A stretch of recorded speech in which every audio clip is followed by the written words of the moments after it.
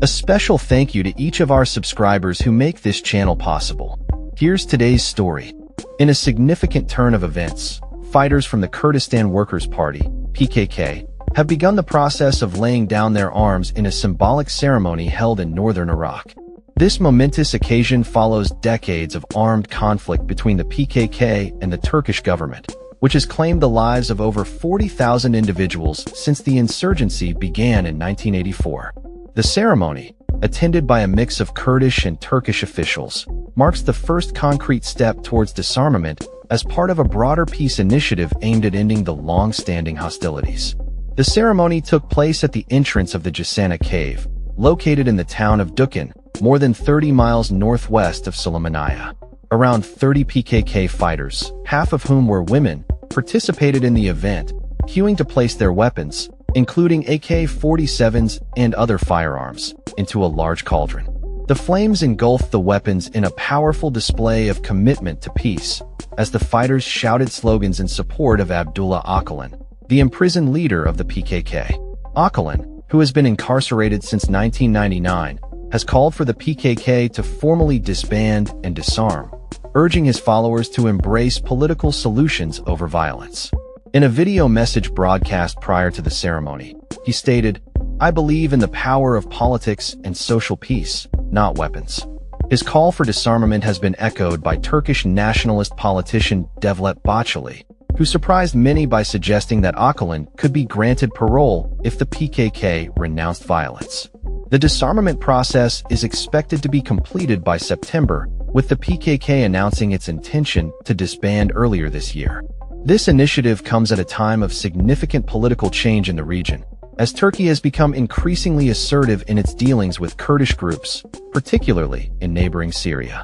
The Turkish military has conducted regular strikes on PKK bases in northern Iraq, intensifying efforts to quell the insurgency. The event was attended by various officials, including members of Turkey's pro-Kurdish People's Equality and Democracy Party, (DEM), and representatives from the Kurdish regional government in Iraq. A senior Turkish official described the disarming ceremony as an irreversible turning point in the peace process, emphasizing the need for legal reintegration of PKK members into Turkish society. Despite the hopeful atmosphere, many attendees expressed mixed emotions. Former Kurdish parliamentarian Leyla Zana, who has long advocated for peace, was seen visibly emotional during the ceremony.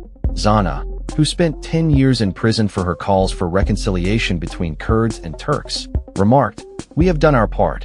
Now the Turkish government needs to deliver on its promises." The PKK's decision to disarm and pursue political avenues signals a potential shift in the dynamics of the Kurdish issue in Turkey. Historically, the Turkish state has imposed restrictions on Kurdish language and cultural expression, leading to a cycle of violence and repression. The ongoing peace process, however, presents an opportunity for dialogue and reconciliation, contingent upon the Turkish government's response to Kurdish demands for greater rights and freedoms. As the disarmament progresses, Turkish officials, including Ömer Çelik, spokesman for President Erdogan's AK party, have indicated that this marks the beginning of a path towards a terror-free Turkey. The government has invested heavily in combating the PKK, with estimates suggesting nearly $1.8 trillion spent over the past 5 decades. The PKK's disarmament ceremony is not only a pivotal moment for the group, but also for the broader context of Turkish-Kurdish relations.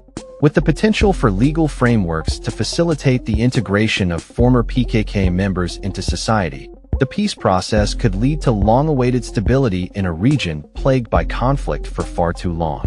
As the world watches closely, the coming months will be crucial in determining whether this historic moment will translate into lasting peace and reconciliation in Turkey and beyond. That's all for this story.